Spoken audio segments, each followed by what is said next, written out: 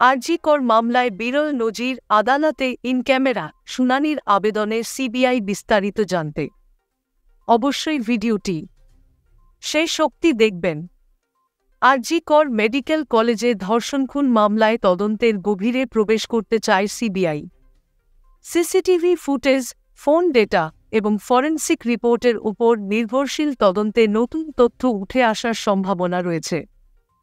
তবে মামলাটি নিয়ে আদালতে তুমুল উত্তেজনা সৃষ্টি হওয়ায় সিবিআই আদালতের কাছে ইন ক্যামেরা শুনানির আবেদন জানিয়েছে, যাতে প্রমাণাদি গোপনভাবে উপস্থাপন করা যায়।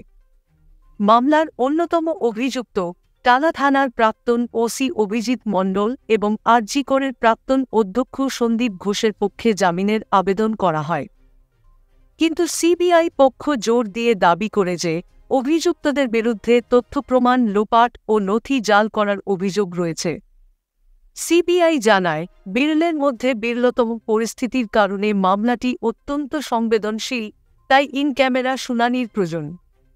এই মামলায় জেল হেফাজতে ৩০ সেপ্টেম্বর পর্যন্ত থাকা নিশ্চিত করা হয়েছে।